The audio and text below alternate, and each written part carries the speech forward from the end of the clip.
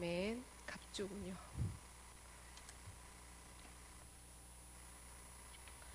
반갑습니다. 제가 이곳에 선지 꽤 오랜만에 선 것 같습니다. 물론 이제 금요 예배 또 수요 예배 때는 섰던 것 같은데 오랜만에 오후 예배 쓴 것 같아요. 오늘 말씀의 제목은 다윗의 상상입니다. 여러분 상상 좋아하신가요? 좋아하시나요? 학교 때 상상화 그리라 그러면 정말 싫었어요. 도대체 생각도 안 나는 그림을 그리라고 하는데 어찌나 싫던지. 더군다나 저는 미술을 별로 좋아하지 않아요. 그래서 저는 그림 그리는 거 정말 싫어하거든요. 근데 뭘 좀 그리라 그러면은 도대체 뭘 그려야 될지 몰랐던 그런 기억이 있습니다. 그런데요, 상상만으로 행복해질 수 있다면 얼마나 좋겠습니까? 그렇죠? 어린 시절 누구나 한 번쯤 상상 속의 주인공이 되어서 행복한 웃음을 지어본 경험들이 있었을 것입니다. 상상 속의 세상은 못 이룰 것이 없고 못 가질 것도 없으며 모든 것이 다 내 생각대로 이루어지는 그야말로 환상의 공간이기 때문입니다. 때문에 현실이 아프고 슬프고 비참하더라도 상상의 나라에 빠져든 순간 새로운 세상을 만들어낼 수 있었습니다. 일본의 기타무라 사토시가라는 작가가 있습니다. 이 작가가 지은 책의 이름이 밀리의 판타스틱 모자거든요. 근데 이 책의 내용처럼 어쩌면 이 책의 내용을 현대인들이 잃어버렸을지도 모르는 그런 상상의 세계를 이 책을 통해서 다시 만나게 해주는 그런 책이 바로 이 책입니다. 주인공 밀리는 텅 빈 지갑과 풍부한 상상력을 가진 소녀인데요. 학교를 마치고 하굣길에 모자 가게 앞을 지나가던 그 소녀는 유리창 너머에 알록달록 깃털이 달린 모자를 보고 그 마음이 이끌리듯 그 가게로 들어섭니다. 그런데 밀리를 맞이한 모자 가게 주인은 당혹스럽습니다. 왜냐하면 천진난만한 얼굴로 지갑이 아무것도 없는, 동전 한 개도 없는 그 텅 빈 지갑을 보이면서 모자를 사고 싶다고 이 얘기를 한 것입니다. 그런 꼬마 아가씨에게 어떤 모자를 줄 수 있겠습니까?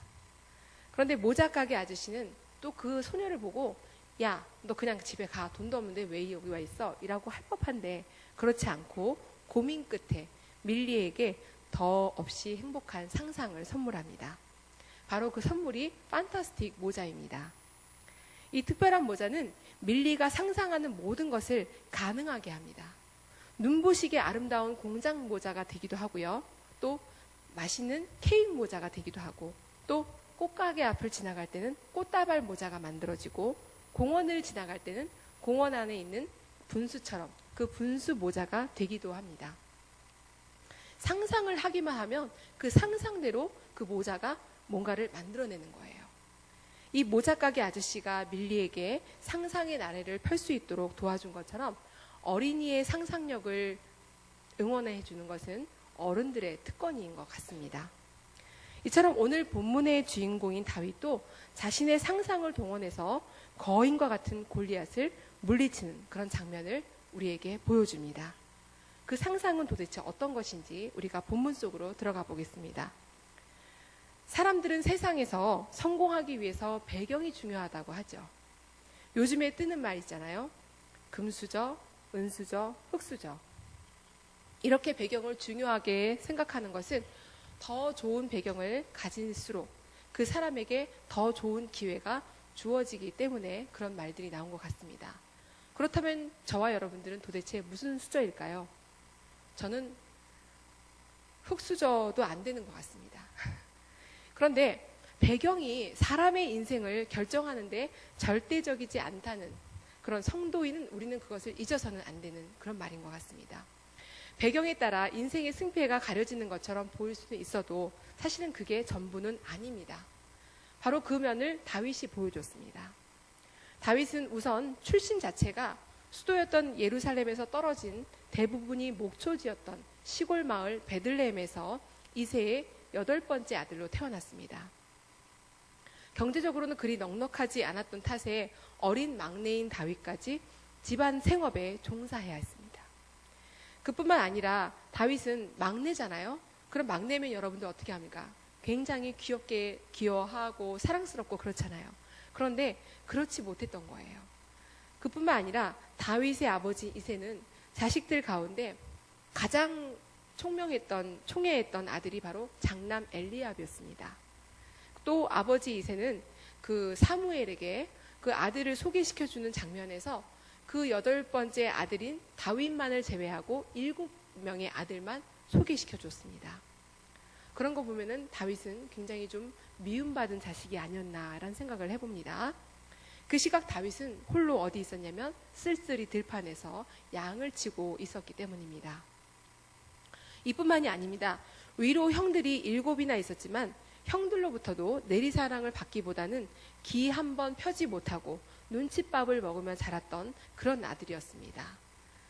그런 배경은, 그런 그 형제나 그 가정 환경의 이런 배경들은 형들이 전쟁 중에 있을 때 다윗이 격려하기 위해서 도시락을 주러 그 엘리압에 갑니다. 전쟁을 구경하려 왔냐며 혼내는 그 엘리압의 막 그런 그 이야기를 하는 그런 장면을 통해서도 평소에 엘리압에게 얼마나 무시를 당하고 살았는가라는 다윗의 그런 상황을 우리가 가늠할 수 있는 대목을 또 보게 됩니다. 이렇게 대개 이런 가정의 쓴뿌리는 다윗에게 인격 장애를 줄 수 있습니다. 그리고 아버지와 형제들을 향한 분노, 피해의식, 그것 때문에 생기는 우울증, 이런 것들을 충분히 겪을 수 있는 그런 상황 속에 살아가는 다윗이었습니다. 그런데요, 이런 가정 환경이 다윗의 인생의 발목을 잡지 못했다는 것입니다. 우리는 이런 가정에서의 애정 결핍 속에서도 이것을 극복하고 초월할 수 있었던 다윗을 보게 됩니다. 다윗은 그런 가정 환경에서 자랐지만 그것이 그의 삶에 그다지 영향을 끼치지 못했다는 것입니다. 오히려 그는 이스라엘 역사에서 가장 존경받고 가장 사랑받고 가장 매력적인 그런 왕이었다는 것을 우리는 너무나도 잘 알고 있습니다. 그의 고백에서도 그의 생각을 파악할 수 있는데요. 시편 27편 10절입니다. 한번 읽어볼까요? 시작. 내 부모는 나를 버렸으나 여호와는 나를 영접하시리이다. 이 본문 그대로 문자적으로만 해석하면 어떻게 보면은 부모가 다윗을 버렸구나 라는 생각을 해볼 수 있잖아요. 그런데 그런 내용이 아니라 부모가 다윗 자신을 버렸다는 의미보다는 하나님의 사랑이 그만큼 부모의 사랑보다 더 컸다는 그런 의미로 우리가 해석해야 한다는 것입니다. 여러분, 우리들에게도 이런 고백이 있어야 할 줄 믿습니다. 내가 태어난 환경 속에서 분명히 살아계셔서 우리를 지켜보시고 계시는 그 주님, 또한 이런 환경 속에서 가장 선한 길로 인도하셨고 앞으로도 우리를 또 인도하실 그 하나님을 찬양해야 합니다. 그렇게 했을 때 우리가 태어난 그리고 살아가는 이 환경 속에서 분명한 하나님의 계획하신 그 선하신 뜻을 알게 될 줄로 믿습니다. 본문으로 들어가서 우리는 블레셋이란 나라를 접해봅니다. 이 나라는 사사기부터 등장해요. 그리고 등장하는데 자주 등장한다는 거예요. 왜 자주 등장할까요? 우리나라가 우리 주변에 무슨 나라가 있어요? 일본이 있고 중국이 있고 또 위로는 조금 더 위로 가면 몽골이 있잖아요. 이런 나라들이 있지만 우리가 그런 나라들과 어때요? 항상 긴장감과 불안감을 항상 가지고 있었던 그런 대국이잖아요. 그랬던 것처럼 이 블레셋도 이스라엘과 담 하나를 놓고 있었던 그런 바로 이웃이었어요. 그랬기 때문에 그 가까운 이웃은 이스라엘로 하여금 항상 쳐들어갈 준비, 태세를 갖추고 있었기 때문에 불안감을 줄 수 있는 또 긴장감을 줬던 그런 나라 중에 하나였던 것입니다. 어느 날 에베스담밈의 진을 친 블레셋은 자신들의 최고 장수 골리앗을 이끌고 전쟁을 일으키려고 합니다. 골리앗의 엄청난 체격을 앞세우니까 이스라엘 장수들과 병사들은 위축될 수밖에 없었습니다. 게다가 이번 전쟁에서 패하게 되면 이스라엘 나라 전체가 흔들릴 수밖에 없는 그런 위험에 처해져 있는 것입니다. 블레셋이 골리앗을 앞세워서 승기를 잡고 집요하게 이스라엘을 침공할 수밖에 없는 그런 환경이 제시되기 때문입니다. 이런 와중에 군인으로 징병된 형들에게 다윗은 도시락 심부름을 하러 왔습니다. 그리고 그 도시락을 가지러 갔던 그 상황 속에서 다윗은 깜짝 놀랄 수밖에 없습니다. 자신이 너무나도 사랑하는 그 조국이 수세에 몰리는 그런 상황으로 몰리고 있었던 것입니다. 안타까운 조국의 현실은 그의 가슴을 억눌렸습니다. 그리고 다윗이 무엇보다 참기 힘든 그 말이 하나 있었습니다. 그것은 기세 등등해진 골리앗이 이스라엘 전체를 조롱했을 뿐만 아니라 하나님까지 끌어내어서 모욕을 했던 것입니다. 이때 다윗은 하나님의 이름이 땅에 떨어지고 조국이 욕보이는 현실 앞에서 끓어오르는 거룩한 분노와 애국심 때문에 참을 수 없었습니다. 견딜 수가 없었습니다. 그래서 그는 골리앗과 1대1 대결을 자원했고 실추된 하나님의 이름을 회복하고자 했습니다. 이 부분에서 우리는 다윗의 상상을 볼 수 있습니다. 우리는 이 상상력을 거룩한 상상력이라고도 부르기 원합니다. 다윗이 한 그 첫 번째 상상은 본문 43절의 말씀입니다. 너는 칼과 창과 단창으로 내게 나아오거니와 나는 만군의 여호와의 이름으로 곧 내가 모욕하는 이스라엘 군대의 하나님의 이름으로 내게 나아가노라. 골리앗이 자랑할 수 있었던 것은 커다란 키, 힘, 칼, 창, 단창뿐이었습니다. 골리앗은 이 모든 것들이 다 어떤 것입니까? 세상의 것이었어요. 세상의 것을 의지했다는 것입니다. 그렇기 때문에 그는 넘어질 수밖에 없었습니다. 그러나 다윗은 하나님의 것으로 나아갔습니다. 이스라엘과 사울은 전쟁의 기술이나 전략, 자원 등이 부족했기 때문에가 아닙니다. 절대로 그들이 부족하지 않았습니다. 골리앗이 주는 그 공포감, 그 자체가 문제였던 것입니다. 이스라엘이 진정으로 겁냈던 것은 그 골리앗 실체가 아니었어요. 골리앗의 그 주는 두려움, 그 두려움이 바로 가장 큰 문제였던 것입니다.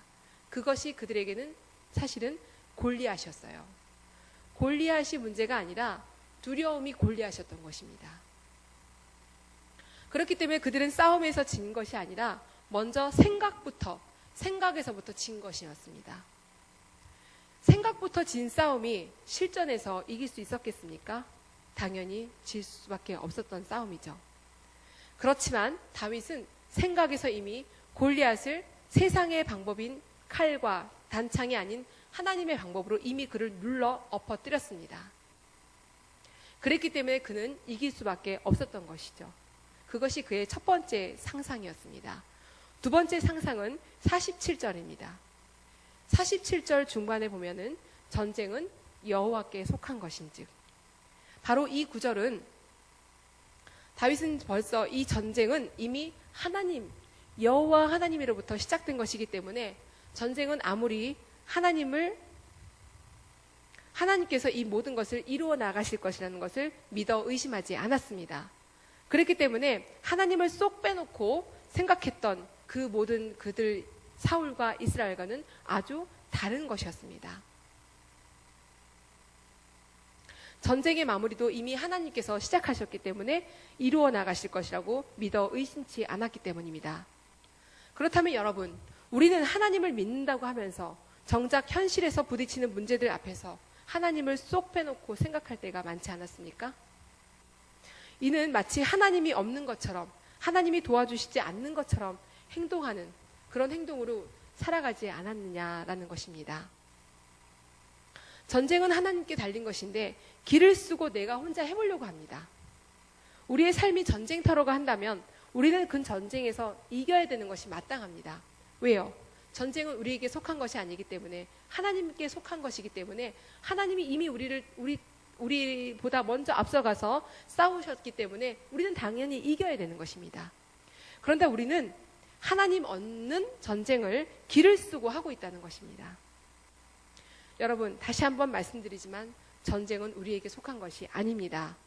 전쟁은 하나님께 속해 있음을 기억하시고 믿으시기 바랍니다. 세 번째 상상은 47절 하단에 있습니다. 읽으시면 그가 너희를 우리 손에 넘기시리라. 이 구절을 공동 번역을 보면요, 공동 번역에서 번역해 놓은 말씀을 보면 야훼께서 몸소 싸우시어 내 놈들을 우리 손에 넘겨주실 것이다 라고 번역되어 있습니다. 결론적으로 우리는 이스라엘이 먼저 너희 블레셋과 싸우기 전에 하나님께서 몸소 앞장서셔서 싸우시고 그 승리의 선물을 우리에게 허락하실 것이다 라는 그런 믿음의 고백인 것입니다. 다윗이 한 거룩한 상상은 바로 여러분 믿음입니다. 상상력은 믿음이었던 것입니다. 그리고 그 상상을 응원해 주신 분은 바로 거룩한 하나님이셨습니다. 아까 앞에서 우리가 상상했던 그 밀리의 상상을 응원해 줬던 것은 어른의 특권인 것처럼 우리의 상상을 응원해 주시는 분은 하나님이라는 것입니다. 부정적인 것을 긍정적인 것으로 변화시켜 주시고 불가능한 것을 가능한 것으로 바꿔주시는 그분은 바로 하나님이신 것입니다. 세상을 변화시키는 능력을 가지고 있는 것은 바로 우리의 믿음입니다. 다윗은 바로 이런 믿음을 소유했던 것입니다. 그의 믿음은 온 세상을 하나님만이 창조하시고 모든 만유를 주관하시는 분이 바로 하나님인 것을 드러내게 했습니다. 하나님이 만든 세상은 인간이 생각하는 세상과는 아주 다릅니다. 그렇기 때문에 전쟁에 이기게 하시는 분이 바로 그 하나님인 것을 그 전쟁에서 드러나게 했던 것입니다. 그것을 사울과 이스라엘 백성들 그리고 그것을 참여했던 블레셋에게도 다 보여주었던 것입니다. 그러나 안타깝게도 사울과 이스라엘 백성들은 하나님을 기억하지 못했습니다. 하나님을 생각하지 못했던 것입니다. 하나님의 선민임에도 불구하고 하나님의 전쟁에 참여할 엄두조차 내지 못했어요. 그들은 세상이 소유하고 있는 무기를 가지고 있었습니다. 군대도 있었습니다. 그러나 다윗이 소유하고 있었던 그 믿음의 무기는 가지고 있지 않았던 것입니다. 그들의 마음은 두려움으로 가득했기 때문에 전쟁을 해보기도 전에 이미 공포의 감옥으로 자신의 스스로를 몰아넣어서 하나님을 기억하지 못했던 것입니다. 여러분, 성도가 가는 길은 세상의 것으로 가는 것이 아닙니다. 성도가 만드는 것은 세상의 힘으로 만드는 것이 아닙니다. 세상에 없는 것, 그것은 하나님에게 있는 것, 바로 그것으로만 만들어갈 수 있다는 것입니다. 하나님의 나라는 하나님의 것을 재료로 하여 만들어지지 세상의 것을 재료로 해서 만들어지지 않습니다. 그러나 세상은 세상에 있는 것으로 항상 키재기하고 칼과 창과 단창으로 힘자랑하며 세상에 있는 힘에 의지하고 있다는 것입니다. 아까도 말씀드렸지만 인생이 전쟁터라고들 말합니다. 전쟁터와 같은 인생을 살면서 우리는 사울과 골리앗처럼 생각할 때가 많습니다. 때로는 덩치가 큰 골리앗 앞에서 겁을 먹고 도망가는 사울처럼 또는 자신의 덩치가 큰 것만 믿고 큰 소리를 떵떵 치는 골리앗과 같은 그런 인생을 살아가기도 한다는 것입니다. 그렇다면 여러분, 우리는 그 전쟁에서 무엇을 가지고 나아가야 승리할 수 있겠습니까? 그것은 계속 말씀드리지만 다윗의 거룩한 상상, 즉 믿음입니다. 여러분의 마음속에 다윗과 같은 그런 믿음을 품으시길 바랍니다. 그리고 그것을 간직하시기 바랍니다. 그리고 그것을 꺼내어 사용하시기 바랍니다. 가난한 아버지 이새에게서, 형들에게서, 또한 덩치가 산만한 골리앗에게서 완전히 무시를 당하며 살아왔던 다윗이지만 그는 하나님과 함께 있기 때문에 그런 상처와 무시가 전혀 문제가 되지 않았습니다. 왜? 하나님의 사람이기 때문입니다. 당장 눈앞에 해결할 수 없는 또는 해결할 수 없을 것 같은 그런 문제가 펼쳐진다고 해도 하나님이 우리와 함께 하시기 때문에 우리는 하나님의 이름이 드러날 때 전쟁은 승리할 수밖에 없습니다. 여러분은 무엇을 믿고 무엇에 의지하며 인생을 살아가기를 원하십니까? 하나님이 함께 하시는 것보다, 하나님께서 내 인생을 인도하시는 것보다 더 좋은 게 있습니까? 인생을 살아갈 때 하나님을 믿고 의지하는 것보다 더 안전하고 든든하게 있는지 여러분들 생각해 보시기 바랍니다. 결론적으로 하나님을 의지하면서 하나님께 우리 모두의 인생의 전부를 맡겨드리시기를 바랍니다. 하나님께서 나를 통해서 나를 사용하셔서 영광 받으시기를 기대하는 그런 인생을 살아가시기를 바랍니다.